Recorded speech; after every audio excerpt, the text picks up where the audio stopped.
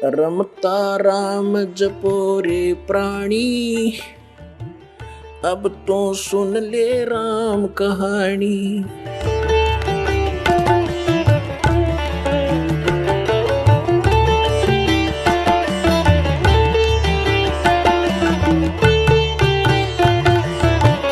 अब पहले तो आपको दिखाते हैं कि ब्रह्मा विष्णु महेश का जन्म मृत्यु होता है, इनके माता पिता हैं। विशेषकर हिंदू धर्म कंप्लीटली इन दो देवताओं पर आश्रित है, श्री विष्णु जी और श्री शंकर जी।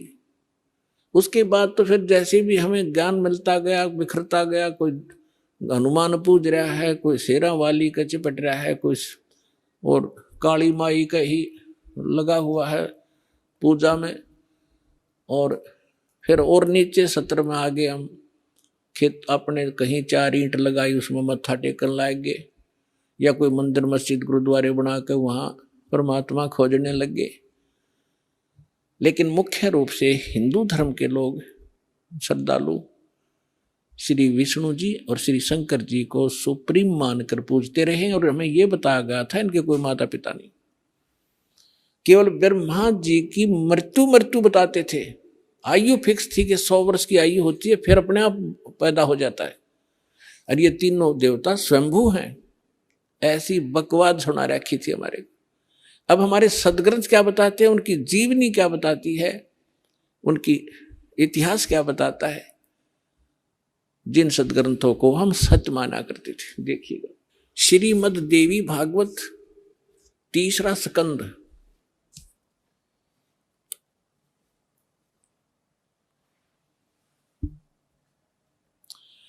ये गीता प्रेस गोरखपुर से प्रकाशित है। ये देखिएगा, इसके ये सचित्र मोटा टाइप, केवल हिंदी, संपादक हनुमान प्रसाद पोदार, चिमनलाल गोस्वामी। और ये यहां से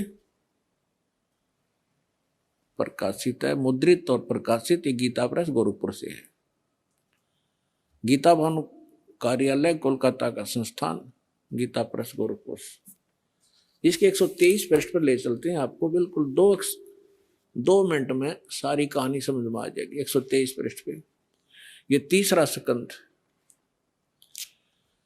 भगवान विष्णु अपनी माता दुर्गा की महिमा स्तुति करते हुए, उनकी स्तुति करते हुए बोल रहे हैं, तुम शुद्ध स्वरूपा हो, यह सारा संसार तुम इसे उद्भासित हो रहा है। मैं ब्रह्मा और शंकर, हम सभी तुम्हारी कृपा से विद्यमान हैं। हमारा आविर्भाव माने जन्म, तिरोभाव माने मृत्यु। हमारा तो जन्म और मृत्यु हुआ करता है, केवल तुम ही नित्य हो, जगत जननी हो, प्रकृति और सनातनी देवी हो। ये प्रकृति शब्द याद रखना कि दुर्गा को प्रकृति भी कहते हैं। जिस समय दास आपको श्रीमद् भगवत गीता में यह सिद्ध करेगा कि ब्रह्मा विष्णु महेश की उत्पत्ति दुर्गा से हुई है और गीता में वर्णित है, उस समय प्रकृति शब्द आपका काम आओगा कि प्रकृति दुर्गा को कहते हैं। गीता के अंदर 2 प्रकृति बताई है, एक तो जड़ जैसे ये अग्नि वायु हवा आदि, और एक चेतन ये दुर्गा प्रकृति है। तो इसलिए कहते हैं तुम आप ही प्रकृति हो। और फिर भगवान शंकर क्या कहते हैं, देखिएगा। भगवान शंकर बोले, देवी यदि महाभाग विष्णु तुम्ही से प्रकट हुए हैं, उनके बाद उत्पन्न होने वाले ब्रह्मा भी तुम्हारे बालक हुए, फिर मैं तमोगुणी लीला करने वाला, क्या मैं तमोगुणी लीला करने वाला शंकर क्या तुम्हारी संतान नहीं हुआ? अर्थात मुझे भी उत्पन्न करने वाली तुम ही हो शिवे, संपूर्ण संसार की सृष्टि करने में तुम बड़ी चतुर हो। इस संसार की सृष्टि, स्थिति और संहार में तुम्हारे गुण सदा समर्थ हैं। उन्हीं तीनों गुणों से उत्पन्न हम ब्रह्मा विष्णु एवं शंकर नियमानुसार कार्य में तत्पर रहते हैं। अपनात्माओं, इस पवित्र पुराण के चंद पंक्तियों ने 4-5 कंसेप्ट क्लियर कर दिए। नंबर 1, ब्रह्मा विष्णु महेश की जन्म मृत्यु होती है, ये अविनाशी नहीं है। दूसरा ये कर दिया कि दुर्गा प्रकृति को कहते हैं। तीसरा ये हो गया कि प्रकृति दुर्गा इनकी मां है। और चौथा ये हो गया कि रजगुण ब्रह्मा है, सतगुण विष्णु, तमगुण शिव जी। और पांचवा ये हो गया कि ये भगवान केवल वर्क डन दे सकते हैं, जैसा जिसका कर्म है इसमें ये कोई परिवर्तन नहीं कर सकते। ये इससे सिद्ध हो गया। अब ये सिद्ध हो गया कि ब्रह्मा विष्णु महेश नाशवान है। अब जो भगवान नाशवान हैं और हम उनकी पूजा करते हैं तो हम भी नाशवान है, क्योंकि हम वहीं जाएंगे जहां उनका लोक है।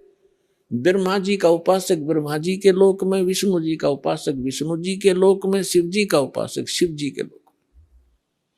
और ये भगवान नाशवान है और इनकी भी मृत्यु होगी, इनका लोक भी नाश होगा, तो फिर हम भी गए जन्म मृत्यु में। यानी हमें कंप्लीट मोक्ष नहीं हुआ, संपूर्ण मोक्ष नहीं हुआ। कौन सा मोक्ष? श्रीमद् भगवत गीता अध्याय नंबर 15 के श्लोक नंबर 1 से 4 में कहा है कि ये ऊपर को जड़ और नीचे को तीनों गुण रूपी शाखा वाला संसार रूपी वृक्ष है।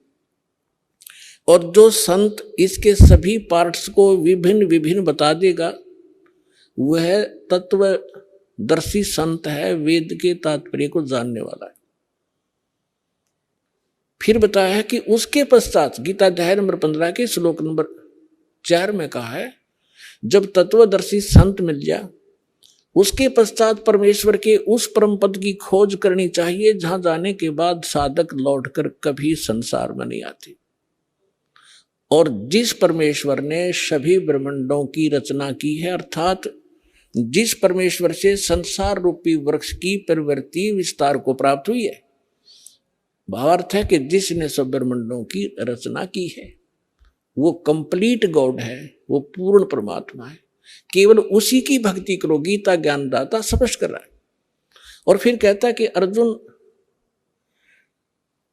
चौथे अध्याय के 5 और 9 श्लोक में, दूसरे अध्याय के 12 श्लोक में गीता जी में, और 10वें अध्याय के दूसरे श्लोक में गीता ज्ञानदाता कहता, अर्जुन तेरे और मेरे बहुत जन्म हो चुके हैं, तू नहीं जानता मैं जानता। अब जैसे हम श्री कृष्ण जी को मानकर चलें कि श्री कृष्ण जी गीता का ज्ञान दे रहा है, इन अज्ञानियों के आधार से हम चलें, तो भी गीता ज्ञानदाता तो अपने आप को कह रहा है मैं नाशवान हूं, मेरी जन्म मृत्यु होती है। जिसकी स्वयं जन्म मृत्यु होती है और उसके उपासकों की भी जन्म मृत्यु होगी। गीता अध्याय नंबर 18 के श्लोक नंबर 62 में कहा, इसलिए कहा कि अर्जुन तू सर्वभाव से उस परमेश्वर की शरण में जा, उसकी कृपा, उस परमेश्वर की कृपा से तू परम शांति को और सनातन परम धाम को प्राप्त हो। और उसकी शरण में जाने से तेरा कंप्लीट पूर्ण मोक्ष होगा। आप सुन रहे थे जगत गुरु तत्वदर्शी संत रामपाल जी महाराज जी के मंगल प्रवचन। अधिक जानकारी के लिए विजिट कीजिए हमारी वेबसाइट www.jagatgururampalji.org। संत रामपाल जी महाराज जी के शुभ आशीर्वाद से पूरे विश्व भर में 500 से भी ज्यादा नाम दीक्षा केंद्र हैं, जिन पर संत रामपाल जी महाराज जी द्वारा ऑनलाइन निशुल्क नाम दीक्षा दी जा रही है। अपने नजदीकी नाम दीक्षा केंद्र का पता करने के लिए संपर्क करें 8222880541।